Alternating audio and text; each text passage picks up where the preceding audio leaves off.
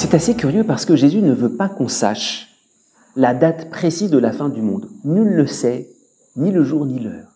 Mais pourtant, Jésus veut qu'on sache que la fin est toute proche. Il ne veut pas qu'on sache l'heure précise, mais il veut quand même qu'on sache quand la fin devient toute proche. Jésus prend cet exemple du figuier.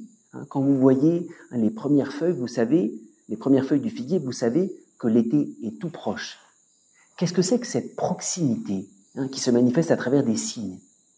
La proximité, elle est tellement importante pour le mystère de l'espérance. Imaginez quelqu'un qui est en train de se battre dans une armée, et puis c'est tellement dur, le combat est difficile.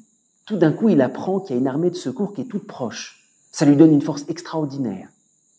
Ou si jamais un pèlerin, ou même quelqu'un qui fait une course, a couru des kilomètres et des kilomètres, et on lui dit « la fin est toute proche, il y a juste quelques centaines de mètres », ses forces se décuplent. Le fait que le royaume des cieux est tout proche, la fin est toute proche, ce n'est pas une question de date, c'est la proximité de Jésus qui vient à moi. Et c'est ça qui me donne une espérance folle. J'ai quelques mètres encore à faire parce que Jésus est tout proche de moi. Et ces quelques mètres, il les fait avec moi. C'est pour ça que la venue du Christ tout proche, en réalité, c'est pour me dire, cette venue a déjà commencé.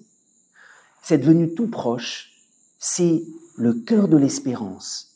L'espérance, la venue de Jésus, elle est proche, c'est-à-dire elle est certaine. Et c'est ça l'exemple du figuier.